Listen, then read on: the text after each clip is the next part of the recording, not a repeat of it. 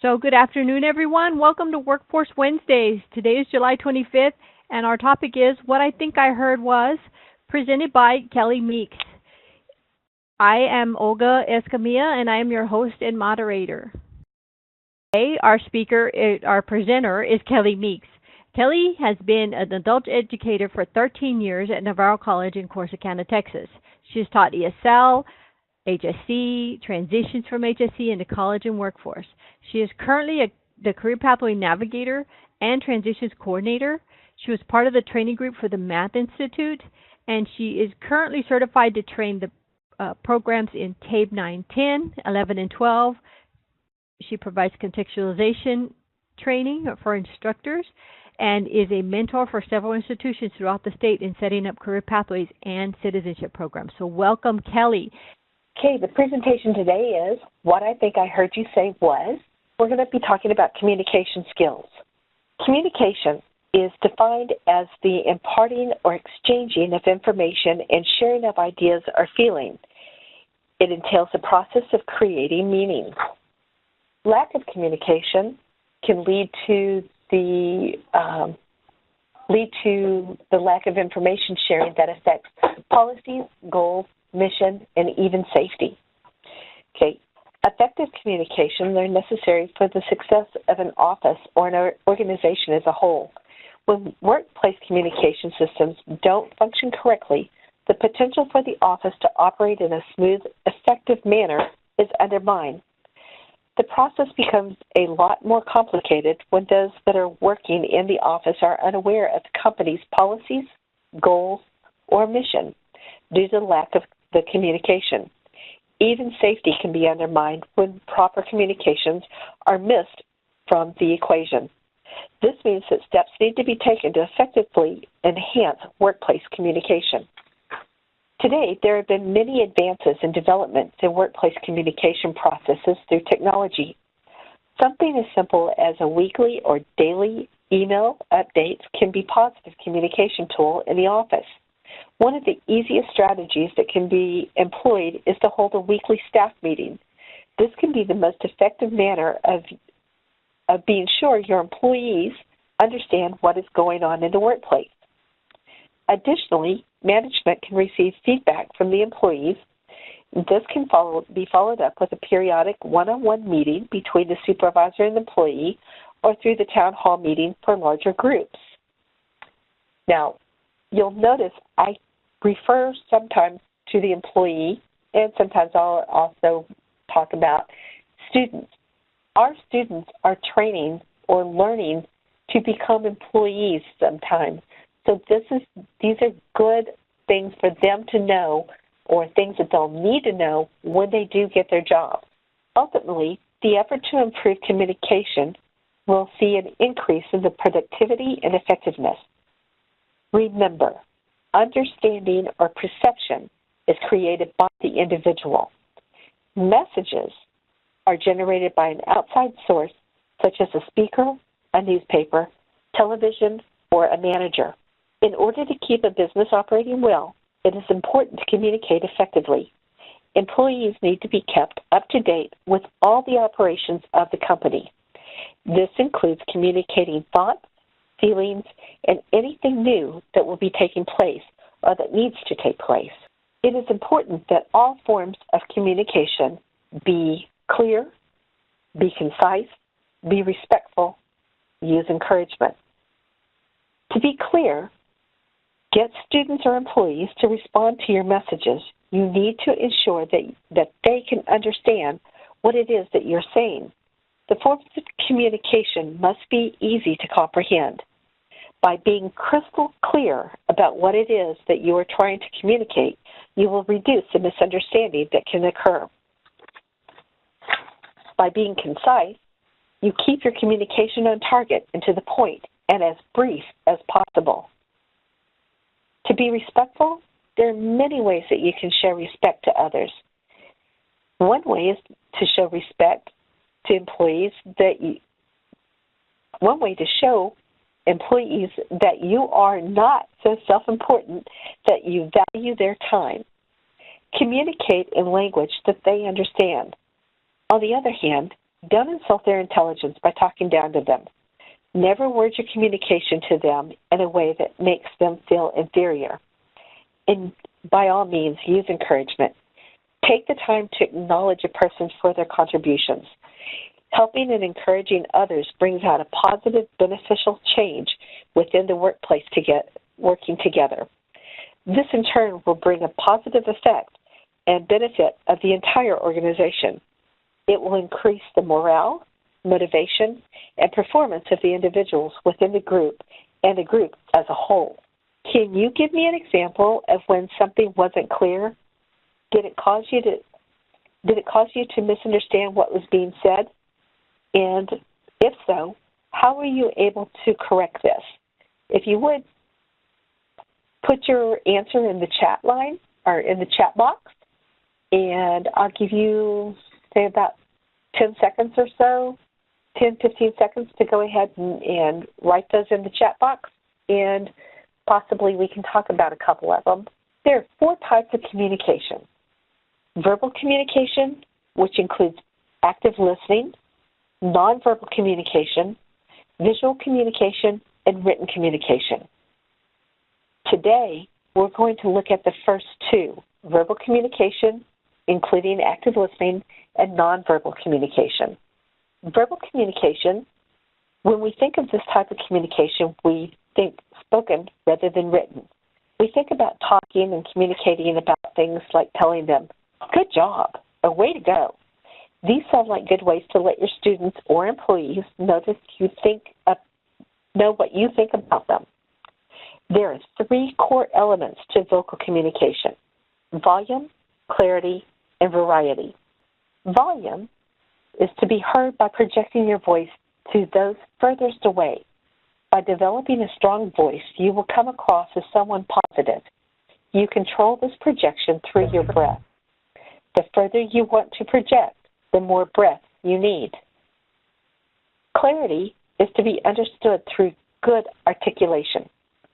Unclench that jaw, open the mouth, and give full benefit to each sound you make. Pay close attention to the end of the words. This will help your audience, and especially if there's any type of lip reading that is necessary. For variety, there are 4 ways to obtain variety: pace, volume, pitch or inflection or emphasis, and pause. Pace is the speed at which you talk. If speech is too fast, then the audience will not have time to digest what is being said. It is a good idea to vary your pace by quickening or slowing it down. This will help to keep your audience's interest. Volume is to create emphasis. Raise and lower your volume occasionally.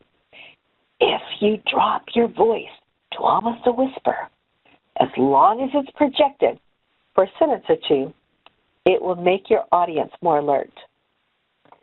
By pitch or inflection or emphasis is when you're speaking in public, be energetic and enthusiastic as possible. Remember, when you're nervous or even excited, vocal cords tense and shorten, causing the voice to get higher. Emphasize certain words and phrases within the talk to convey their importance and help to add variety. Pause. Pauses are powerful. Pause can be used for an effect to highlight an important message. A dramatic pause, such as silence up to 5 seconds, convey authority and confidence and allows listeners time to interpret the meaning. An exercise that you may find to help develop your effective speaking skills is find a document to read. Read it through silently first. Next, read it aloud in your normal speaking voice. And then read it again, but this time record your voice.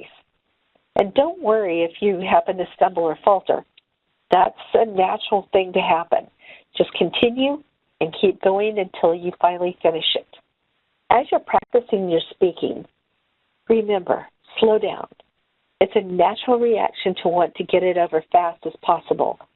And this often occurs, or This often causes people to stumble over their words, just as I just did. Speeding up also occurs when you are nervous and usually makes you more difficult to understand. Keep your head up. Try not to tuck your chin into the book as your voice is then addressing the floor. Hold your book higher and project your voice. Pause occasionally. Let the end of the sentence or the end of a paragraph give you a chance of a small 2 or 3 second rest. Again, pauses can be used for emphasis. And how do you get to Carnegie Hall? Practice, practice, practice. Okay, let's talk about active listening. Active listening means, as the name suggests, listen actively. This is fully concentrating on what is being said rather than just passively hearing the message or speaker. Interest can be conveyed to the speaker by using both verbal and nonverbal messages as maintaining eye contact, nodding your head and smiling, agreeing by saying yes or simply mm-hmm, to encourage them to continue. By providing this feedback, the person speaking will usually feel more at ease and therefore communicate more easily, openly, and honest. Thank you for taking that back. One of the ways to practice for a verbal communication is an exercise called philosopher's chair or philosophical chairs. And this one, actually, we just recently used this with our teacher in service, and I thought it was kind of interesting that we had gone ahead and done that. How it works is you hand the students an article to read or on a controversial topic as they enter the class. This topic should elicit a mixed response, and some people will agree wholeheartedly while others will just absolutely disagree with everything that is being said. And still others will reserve judgment until or unless they hear something to persuade them one way or the other. Now, be sure to inform your students that they will have a chance to argue the merits of the topic and will be seated accordingly to their views. I know that these instructions say be seated, but I've always found with my students when we've done something like this, I keep them standing. That kind of makes everybody more involved, and they tend to pay a lot more attention to that. But what you're going to do is go ahead and let the students start the discussion by reflecting on what they believe they heard. Let the students start by reading the message or the topic. Then you'll ask the students to decide, do they agree or disagree, or are they neutral? And as they go to their respective corners, you can have a sign up that says whether they agree or whether they disagree, and the neutral people just kind of stay in the middle. As the students start reflecting on what they've heard each team talk about or say, one of the things that I learned when I was working for my business employers is I always came back to the person and said, what I think I heard you say was, and then reiterate exactly what it was that they said, making sure that I knew what it was. Or if I didn't say it exactly, I might paraphrase it to a way that I thought what their meaning was. Then this is good for both sides, for both your agree and disagree sides as they argue this important topic. Now, the moderator, their job is to ensure everyone gets a chance to speak. It could be a teacher or a student, but usually I found for our purposes the teacher, as myself, always worked. They should allow the participants to address a statement made by a particular person and be careful that the pros and cons and questions are equally represented. Make sure the discussion is not dominated by a few eager students. Allow everybody the opportunity to go ahead and do that. Students who have undecided views or have questions to ask stand or sit behind or at the end of the two rows. The moderator's job is to ensure everyone gets a chance to speak. Maybe let me change that slide. Students are able to move about the room during the discussion, similar to the game of musical chairs. Participants can symbolize their willingness to adapt a different point of view, even if temporary. So you're going to find your students can move from side to side as they're hearing the arguments going back and forth. They may all of a sudden decide, ooh, yeah, I really more agree with a pro or a con than I did before. One of the more important things is that it's okay. It's to tell the students that it's okay for them to be able to go back and forth. And you never question it. You never give them any feedback as to when they do happen to change sides. A couple of things that you might be able to do is to tape the discussions and then later play it back for the students to analyze their parts of the dialogue for evidence of specific reasoning strategies. This is great for critical thinking. Also, later, you might have the students, and this works really good with a larger class, have the students, quote-unquote, take the stage and conduct the discussion while the rest of the class listens and takes notes. Then they can go ahead and write up an essay in regards to the pivotal point or the main idea. One of the rules is to make sure that you are completely open-minded. Listen to all the statements made and consider both sides. Move to the other side if a particular statement or argument seems to sway your thinking. Experience the other side. No one acknowledges any move. You cannot down somebody if they happen to move from your side to the other side. And do not raise your hands or speak while other persons are speaking. Be sure and write the topic up on the board or have it shining on the screen. The mediator must be neutral. And when necessary, mediator may paraphrase or restate the statements for clarification. Modify the statement or switch topics when discussion becomes stagnant. And for closure, allow each student 30 seconds to express an opinion. And then assign a writing activity for follow-up.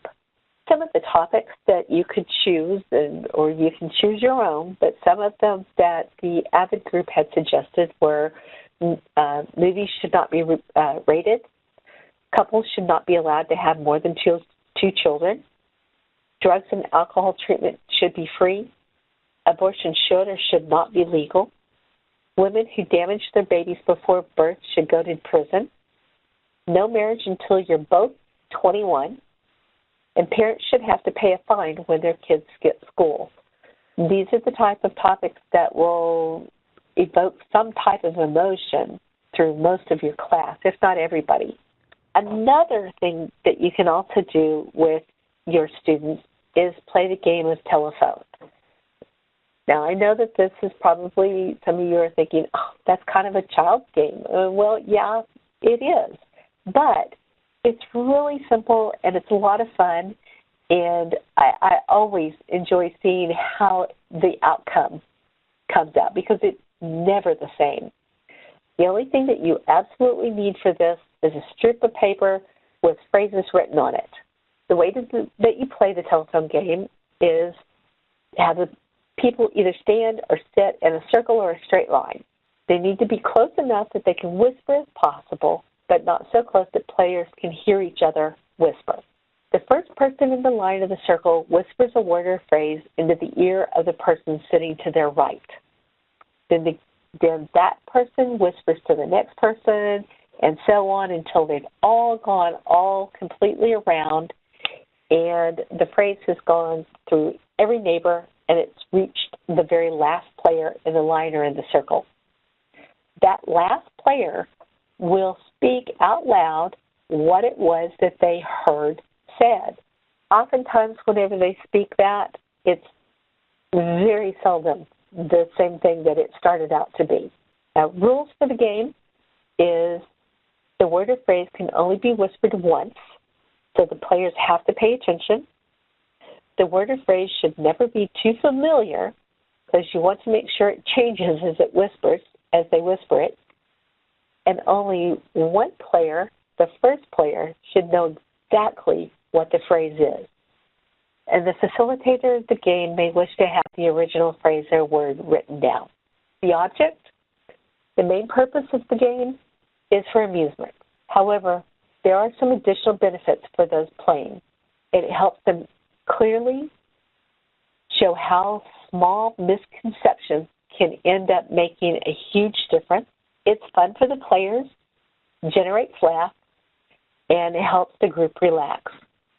It can help young children or those learning English develop their active listening skills, and it serves as a springboard for discussing the importance of active listening.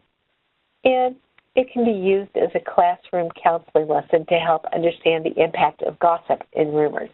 When you're trying to come up with the phrases for them to speak, make it a famous quote or a sentence containing multiple numbers and colors. Remember that the telephone game sentence should be fairly easy to misinterpret. Also, try to use a sentence with repeating letters, such as, people play poker in a place called Pops. Can you imagine how that particular statement can be misconstrued? Now, let's go to the next form of communication, which is nonverbal communication. Some nonverbal clues and hints are body language, voice tone, and personal space. Kelly, we're about halfway. Awesome. Thank you.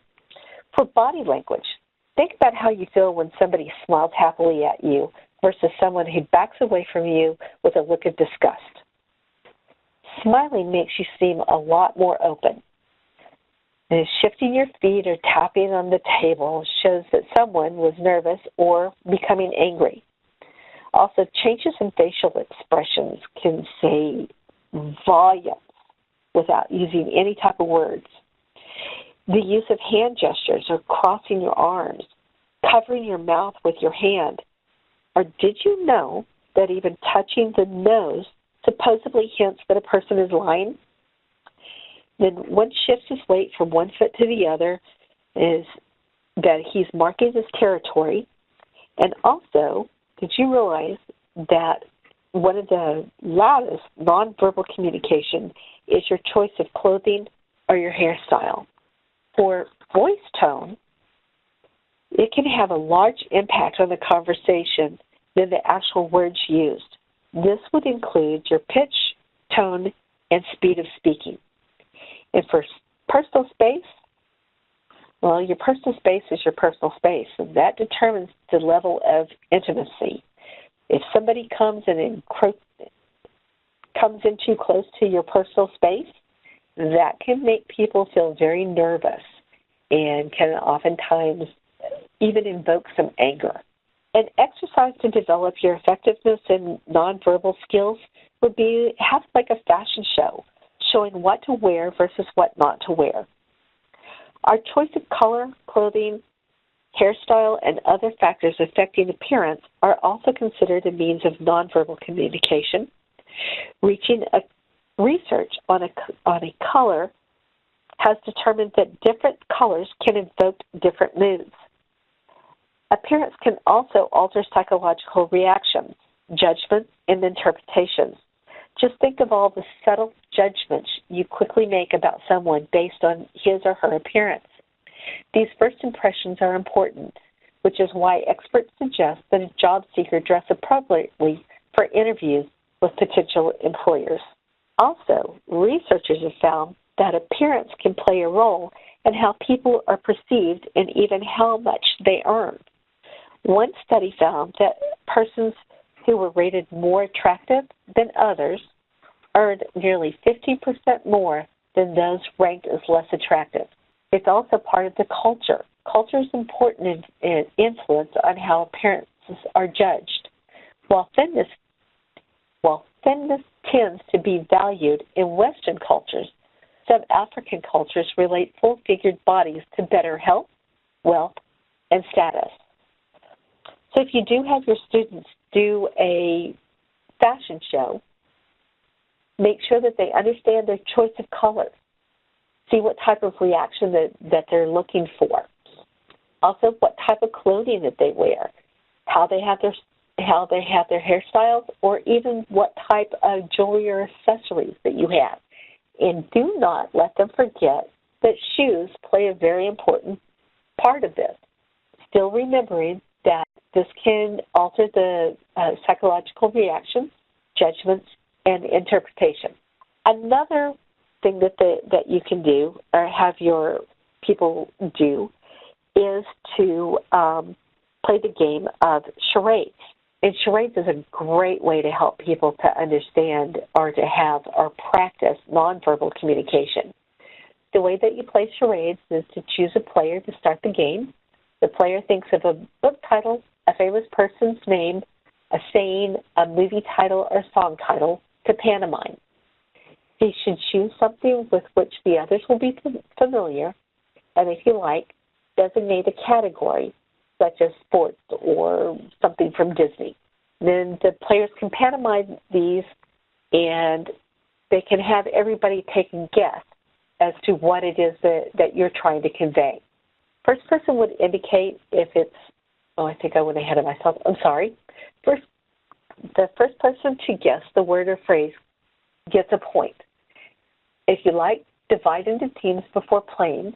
Players from each team takes turns, and the first team to guess the word or phrase gets a point. Keep track of the points earned by each player or team. The one with the most points at the end of the game wins. Some common clues are, if you've got a book or if you're trying to do a book, hold your hands out and pretend like you're reading a book. To indicate a song, open your mouth and pretend like you're singing. To indicate a movie, pretend to crank an old-timey movie camera. Also, for number of words, hold up how many fingers there are for the title of the words, for the title or phrase that you're trying to say. And to pantomime a word that rhymes with the word you want players to guess, first tug on your ear to say, it sounds like. One of the other things that I've done before in my classroom, which this was kind of fun, was called working together in room number, and you put your room number up there where it has the dots. You take a large butcher block paper and you hang it up. You're going to write your name first on the piece of paper. Write it funny, write it up and down, squiggly, use bubble letters. And then as each student comes in, have them also write in a funny way and make sure to write their name clearly. Then when everyone signed the paper, remove it from the wall and start ripping it into the sections around each name. Toss the sections on the floor, and the number of sections should equal the number of students and the teacher. Now, I promise you, your students are going to look at you like you have gone nuts for doing this. And they're going to wonder, what on earth? Why are we doing this? Well, you're going to instruct your students to choose one of the ripped sections. Gather in an open area where you've arranged plenty of Scotch tape and tell the students it's their job to put the pieces back together, but they cannot speak to each other while they're doing this. Once they finally get it all together and put back in the same order and all of the pieces fit, you've taped them all together, you can hang the taped words together, hang the taped together wall chart under the heading, working together in room number. It's always interesting to watch your students as they try and work on this and get this going and see if they can actually get it back together in the right order. First time they do it may take a little bit of time, but you're going to see them actually having to work with each other and actually having to communicate with pointing of fingers, motioning for somebody to come and change a spot. They're going to actually even put their hands over their mouth to keep them from saying something. And you have to remind them no talking. This can lead to discussions about how each student is an important part of the class, how the class is like a team and won't function if everybody does not do their part. And the wall hanging will serve as a reminder of that lesson. To follow up with that, then you can also have them write about the steps that they had to take, how it made them feel, and what they perceived as being their part in the class and how it made them feel. So okay. There are two other forms of communication. There's visual communication, which that's the transmission of information and ideas using symbols and imagery. It is believed to be the type that people rely on the most, and it includes signs, graphic designs, films, typography, and countless other examples. There is evidence to suggest that it's the oldest form of communication. There's also written communication. Any type of message that makes use of written word. Written communication is the most important and most effective of all models of business communication. Examples of various forms of written communication is used by businesses and operations, including memos, reports, bulletins, job descriptions, procedure manuals, emails, news releases, internet websites, letters, proposals, telegrams, faxes, postcards, contracts, advertisements, and brochures. But those are going to have to wait until the next time. In short, communication includes all the processes by which people influence one another. All actions and events communicate messages as soon as they are perceived by a human being. Their perception changes the information in terms of the individual's comprehension, thereby influencing his or her communications. Does anybody have any questions? I think I saw a couple that were in the chat. One of the things that thank you, Kelly. One of the things that I had asked was in terms of the philosophical chairs.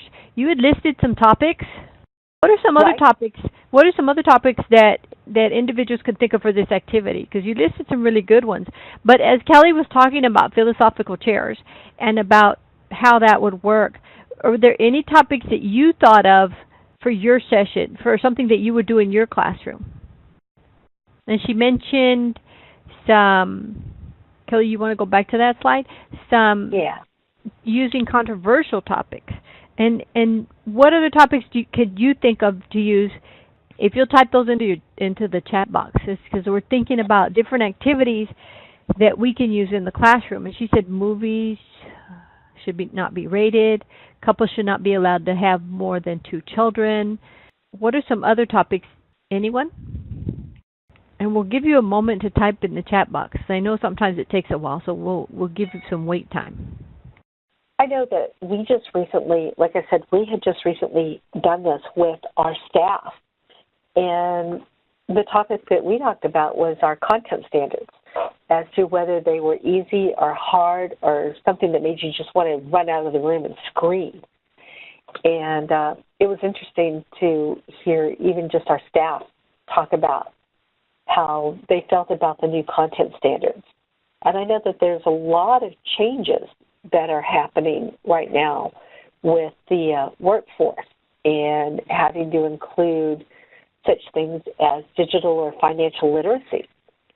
And they can definitely invoke some thoughts for the students, especially when you start talking about budgeting.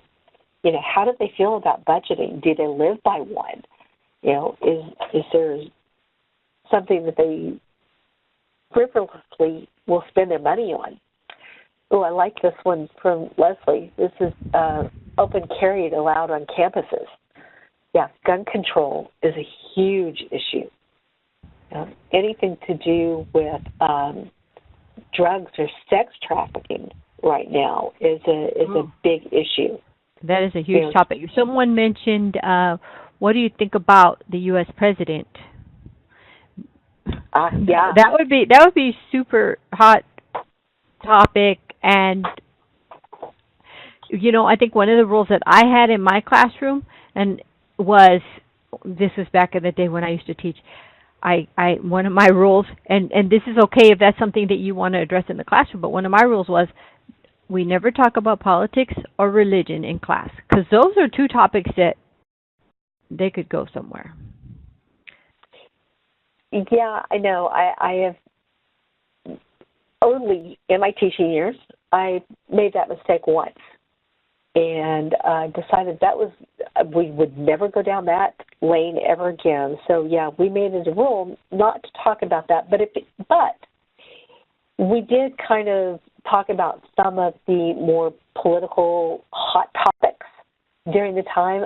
You can pull anything that's on the news, which obviously today is going to be President Trump, and you can pull some of the hot topics off of that and ask your students, how do they feel about this? But remind them that what's said here is, number one, not to ever make anybody mad. And you can't get angry or upset with anybody if they originally started with you and your group, whether you agreed or disagreed, but then all of a sudden somebody leaves your group and goes on the other side. Because we've done that one where I've seen students actually really dog somebody for doing that. And I was like, whoa, no. You have the right to change your mind. Another one that, and I didn't list this one, and it has really brought some interesting discussions, is that we currently live in the land of Kelly, or we live in the land of Miss Kelly, and I'm the dictator. But today, I want to know the 21 uses of a spoon. And I would divide my group up into two teams, and they had to come up with 21 uses of a spoon. Then I'd have them come back and meet together, and anything that they duplicated, they had to completely take that one off their list and, again, go back and try and do another different uses until we had to work together as teams, and they would argue whether to get rid of one or keep one until we finally got it down to where it was exactly 21 uses of a spoon. If you don't have time to do 21 because, man, it'll take forever, you can shorten that to 10 or 7 or 8. But have students actually debate as to whether that may be the proper uses. And they came up with some pretty wild things for the use of a spoon, and they actually got spoons out and demonstrated how you could do it.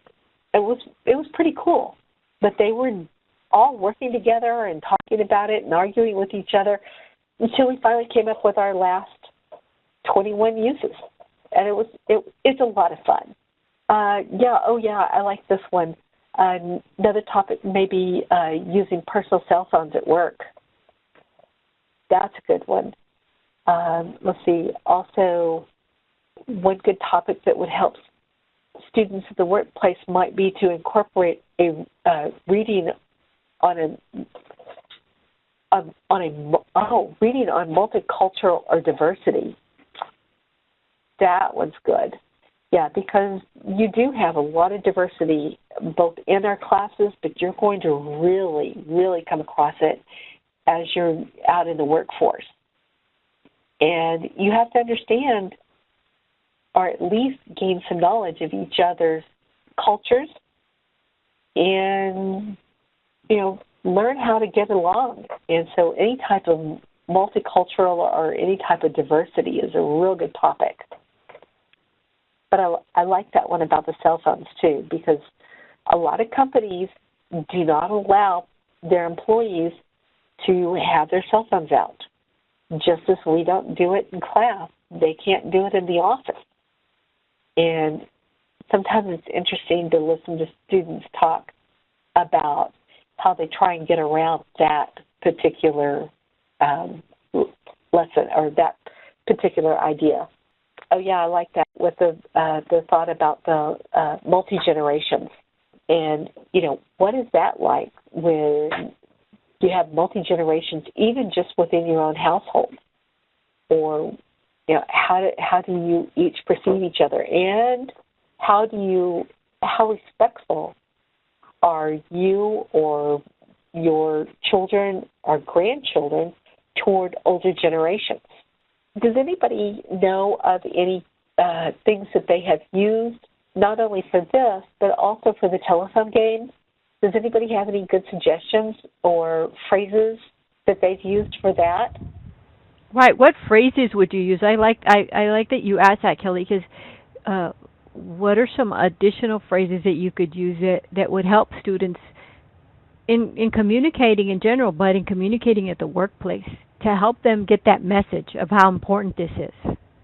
I know one of the ones that I've used before, and this is a good tongue twister, was she sells seashells by the seashore.